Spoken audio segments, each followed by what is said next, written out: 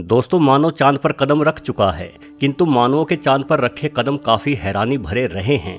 आज से 50 वर्ष पूर्व जब हमारे भारी भरकम टेलीविजन सेट वर्तमान में हमारी जेब में रखे स्मार्टफोन से भी कम फीचर रखते थे, तकनीकी रूप से इंसानों का ज्ञान बेहद ही सीमित था, तब वर्ष 1969 में नासा लगातार 2 बार इंसानों को चांद पर पहुंचाता है, एक बार जुलाई में और दूसरी बार नवंबर में। मानो पहली बार में नासा का कोई सामान चांद पर छूट गया हो, जिसे लेने सिर्फ 4 महीने बाद ही नासा ने दोबारा इंसानों को चांद पर पहुंचा दिया। सिर्फ यही नहीं, वर्ष 1972 आते आते मात्र 4 सालों के अंतर पर नासा ने लगातार 6 बार इंसानों को चांद पर भेजकर इतिहास रच दिया। इतनी जल्दी चांद पर जाने के कारण पूरे विश्व के वैज्ञानिकों की आंखों में चमक आ गई। चांद पर मानव बस्तियां बसाने की या वहां खनन करने की बातें होने लगी। लेकिन फिर अचानक ऐसा क्या हुआ कि चांद पर जाने की चाहत विश्व के सभी देशों ने एकदम से त्याग दी।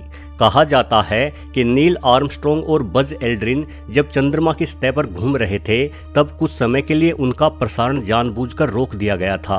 वो कुछ कहना चाहते थे, लेकिन उनकी आवाज भी काट दी गई थी। जानकारों का कहना है कि चांद पर अनेकों टावर हैं, जिनकी ऊंचाई 2000 से 2500 मीटर तक है।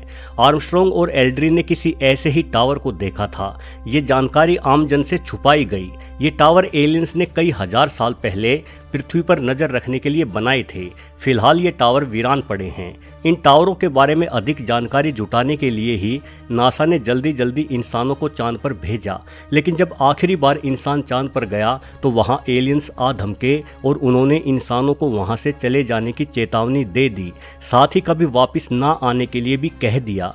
नील आर्मस्ट्रॉन्ग ने खुद एक इंटरव्यू में कहा था कि अंतरिक्ष में उनके यान का पीछा किसी बेहद एडवांस टेक्नोलॉजी वाले यूएफओ द्वारा किया गया था। चांद पर अजीबोगरीब रहस्यमय संगीत बजने की आवाज को भी कई चंद्र यात्रियों ने सुना है।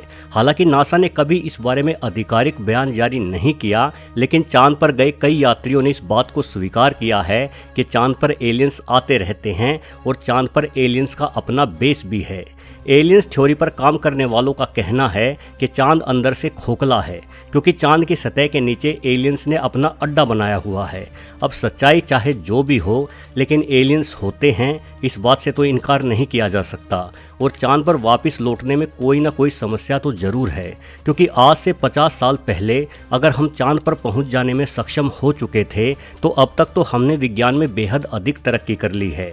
अब तक तो मनुष्यों को चांद पर अपनी कॉलोनी बनाकर खनन आदि का काम शुरू कर देना चाहिए था। ये बेहद ही आश्चर्य की बात है कि यदि हम 60 के दशक में चांद पर पहुंच गए थे, तो हमें वहां वापस जाने में इतना समय क्यों लग रहा है। पिछले साल नेशनल स्पेस काउंसिल की एक बैठक में नासा के प्रवक्ता ने कहा था कि इंसान को दोबारा फिर से चांद पर भेजा जाएगा, लेकिन इसकी तैयारी करने में अभी समय लगेगा। शायद हम 2028 तक चांद पर फिर से पहुंच जाएंगे। उनका ये बयान सवाल खड़े करता है। जब हम दशकों पहले कई बार लगातार चांद पर जा चुके हैं, तो अब हमें तैयारी के लिए इतना लंबा वक्त क्यों चाहिए। विज्ञान पहले की तुलना में आगे बढ़ा है या पीछे हटा है। दोस्तों, अमेरिका के नील आर्मस्ट्रॉन्ग चंद्रमा पर अपना पैर रखने वाले पहले पृथ्वीवासी थे। वह 21 जुलाई 1969 को भारतीय समय अनुसार सुबह 8:26 पर चांद पर उतरे। हमने पढ़ा है कि बड़े अंतरिक्ष यान कोलंबिया से अलग होकर ईगल नामक एक छोटा यान चंद्रमा पर उतरा था। सबसे पहले नील आर्मस्ट्रॉन्ग ही बाहर निकले, किंतु नील आर्मस्ट्रॉन्ग के चांद पर कदम रखने से पहले ही इंसानों की कोई और निशानी चांद पर मौजूद थी। असल में खुद के उतरने से पहले आर्मस्ट्रॉन्ग ने गांठ मारकर बांधी हुई एक प्लास्टिक की थैली चंद्रमा पर फेंकी थी। इस थैली में आर्मस्ट्रॉन्ग और उनके सहयात्रियों का मलमूत्र और उड़ान के दौरान की खाने पीने की सामग्रियों से बचा हुआ कचरा था। देखा जाए तो इंसानों से पहले इंसानों के कूड़े ने चांद पर अपनी उपस्थिति दर्शाई थी। आर्मस्ट्रॉन्ग के थैली फेंकने से करीब 10 साल पहले लूना 2 नामक रूसी यान चांद से टकराकर ध्वस्त हो गया था।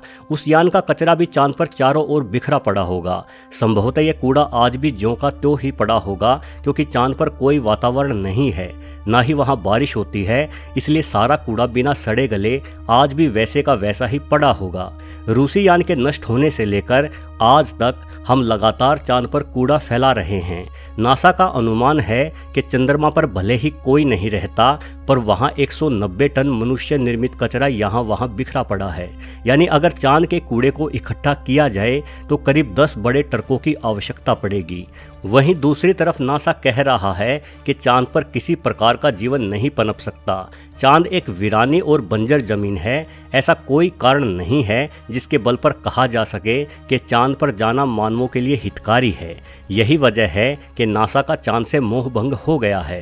तो फिर नासा हमें बताए कि अमेरिका और बाकी देश लगातार चांद पर यान क्यों भेज रहे हैं। जब वहां जाना बेकार है और वैज्ञानिकों का चांद से मोह भंग हो चुका है तो क्यों चांद पर लगातार कूड़ा फैलाया जा रहा है।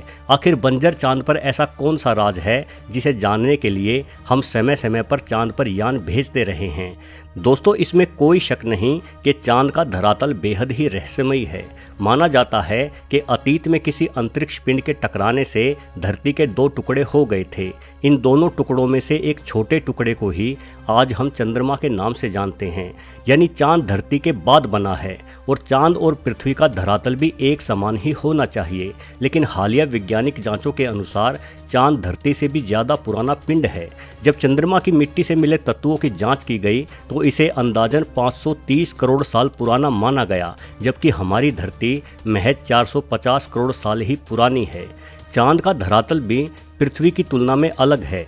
20 नवंबर 1969 को जब अपोलो मिशन के दौरान वैज्ञानिकों की टीम ने एक लूनर मॉडल को चांद पर छोड़ा तो उस मॉडल के टकराने से चांद पर भूकंप जैसी स्थिति बन गई थी और चांद की धरती करीब 1 घंटे तक किसी घंटे के समान कंपन और आवाज़ करती रही थी।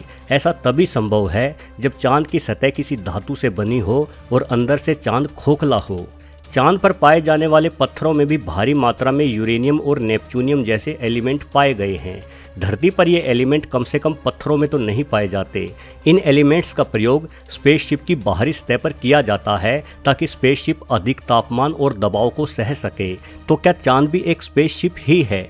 माना जाता है कि चंद्रमा पृथ्वी के गुरुत्वाकर्षण बल के क्षेत्र से भी बाहर है, फिर भी वो लगातार पृथ्वी की परिक्रमा किए जा रहा है, जिस कारण अनेकों वैज्ञानिकों का दावा है कि चंद्रमा प्राकृतिक है ही नहीं बल्कि इसे कृत्रिम रूप से किसी बुद्धिमान एलियन सभ्यता द्वारा बनाया गया है। चंद्रमा के जरिए ही वो एलियन सभ्यता पृथ्वी पर नजर रखती है। इतिहास की किताबों में चंद्रमा के बारे में एक और अनोखा तथ्य भी पढ़ने को मिलता है। बताया जाता है कि आज से करीब 910 साल पहले यानी 11वीं सदी में चंद्रमा अचानक से गायब हो गया था। चांद कई महीनों तक लगातार गायब रहा और उसके बाद दोबारा प्रकट हो गया।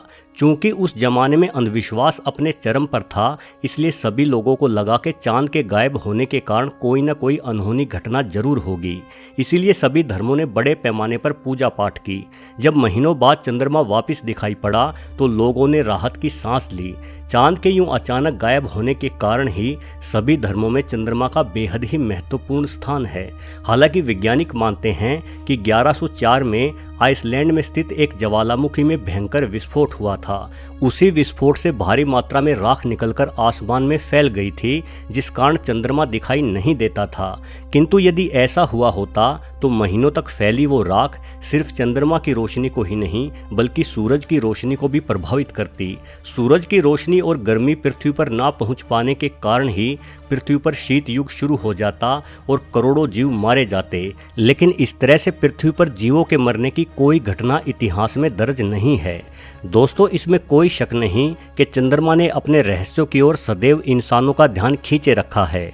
इन्हीं रहस्यों को समझने इंसान कई बार चांद पर भी गया, लेकिन चांद पर इंसानों को भेजने के मिशन को पिछले 50 सालों से रोके रखे जाना भी अपने आप में बेहद ही रहस्यमयी बात है।